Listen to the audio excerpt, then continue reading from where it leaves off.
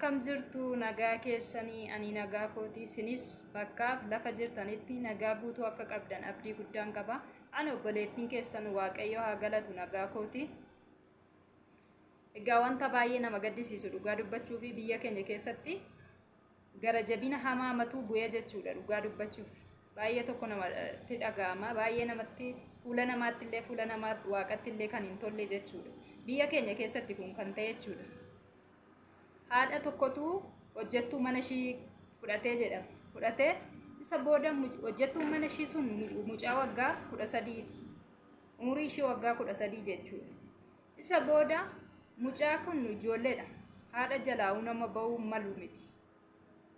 baay'ee ijoollee nama waggaa 13 jechuun baay'ee tokko ijoolleedha dhugaa dubbachuuf otuma akkam balleessiteeyyuu namni yookaan ofirraallee geggeessuudha malee sibiilan namni akkamitti akkas godha jechuudha baay'ee nama gaddisiisa dhugaa dubbachuuf mucaan kun umurii ishii waggaa 13 jechuudha haati mana sanaa immoo hojjettuu kana kan fudhattee jechuudha sibiilan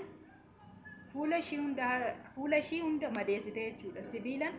ibidda too'istee sibiila mucaa kana fuula ishii gubdee jechuudha garuu namni kamiyyuu namni lubbuu baatu namni dhala qabu gocha akkasii kana irraawwata jedhee yaadani gara jabeenya hamaadha malee kun isa booda mucaa kana fuula ishii gubdee fuulli ishii baay'ee tokko madaa'ee jira jechuudha dhugaa dubbachuu baay'ee nama gaddisiisa namoonni biyya ormaa jiran iyyuu bakka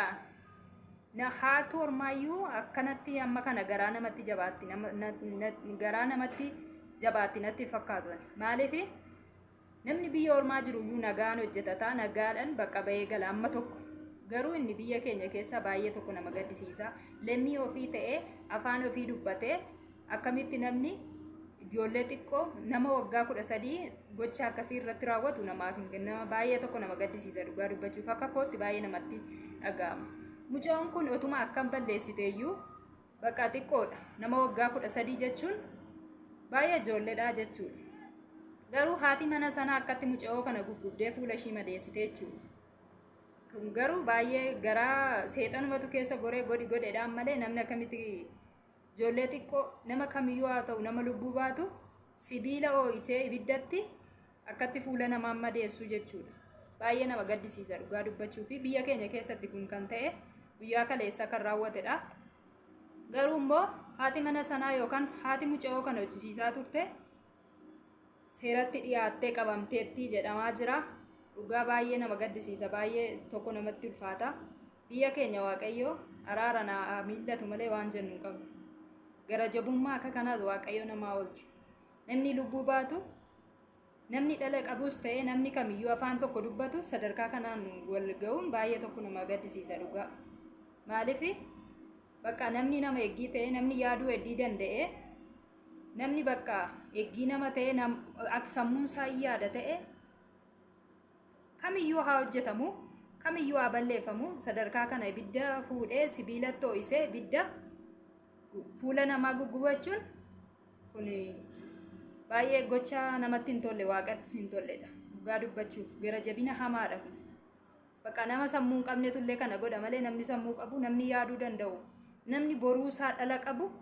namni immoo lubbuu baatee deemu lubbuu baatee jiraatu ijoollee xiqqoo fi bakka ijoollee baay'ee gadi bu'aa sadarkaa isaa gadi bu'aa yookaan ijoollee xiqqoo jechuun bakka nama wanta kana raawwatu ture garuu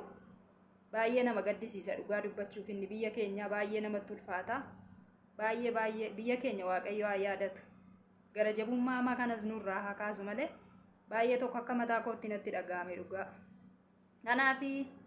haati isheen kana goote jechuudha isheen mucaa kana gugubdee qabamteetti seeratti dhiyaatteetti jechaa jiru waaqayyo nama haa baasu waaqayyo nama haa oolchu gara jabina hamaa